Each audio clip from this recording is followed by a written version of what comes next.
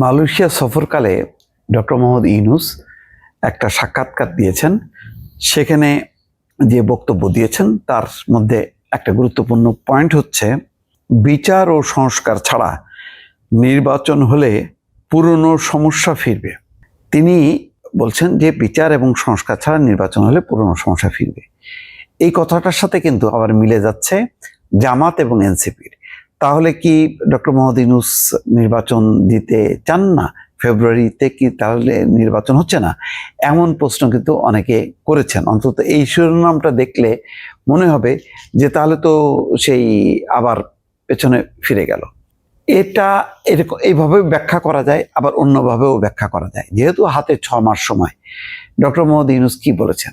যখন নাকি লন্ডনে 13ই জুন যে চুক্তি হয় বা যৌথ ঘোষণা হয়, সেখানে বলেছেন যে বিচার এবং সংস্কারের অগ্রগতি সাপেক্ষে নির্বাচন হবে ফেব্রুয়ারির প্রথম ভাগে।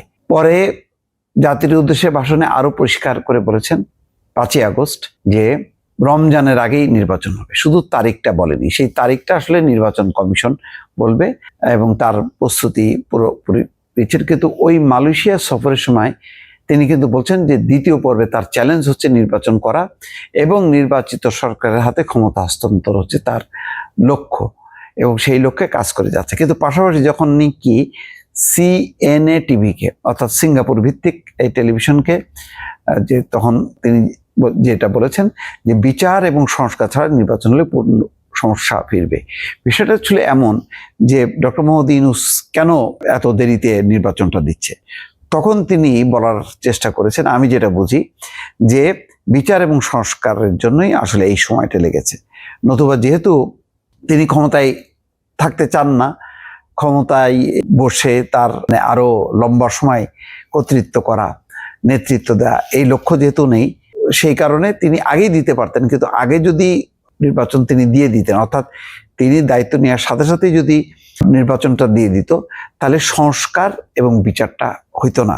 নির্বাচিত সরকার এসে সংস্কার করবে, বিচার করবে, এইটা অনেকে বিশ্বাস করে না। হয়তো ডক্টর মোহাম্মদ ইউনূসও বিশ্বাস করেন। এবং এটা তো প্রকাশ্যে এনসিপির নেতারা বলেছেন, জামাত বলেছে যে নির্বাচিত সরকার এটা করবে না।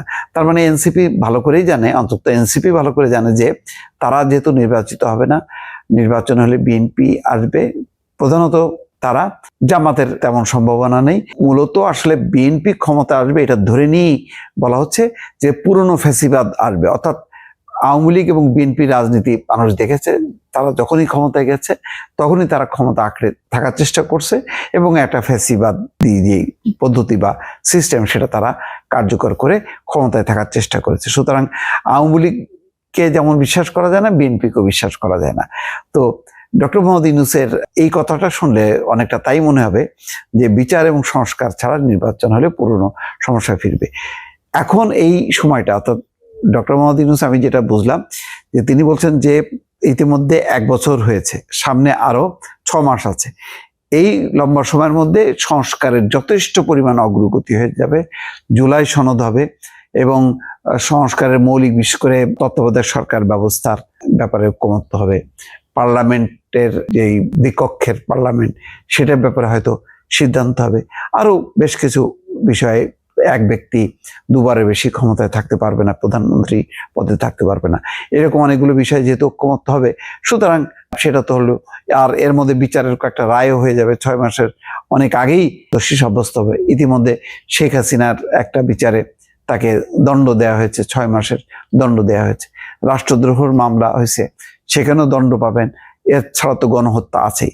এবং চৌধুরী আব্দুল্লাহ আল মামুন যেভাবে বলছে, অডিও ক্লিপ যেভাবে ফাঁস হয়েছে, তাতে পরিষ্কার যে শেখ হাসিনার দণ্ড পাওয়া একেবারেই সুনিশ্চিত। সুতরাং বিচারটাও হয়ে গেল, সংস্কারটাও আগালো।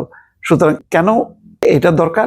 এইটা হইলে পরবর্তী নির্বাচিত সরকার এসে এই জায়গা থেকে আর ব্যাক করতে পারবে না।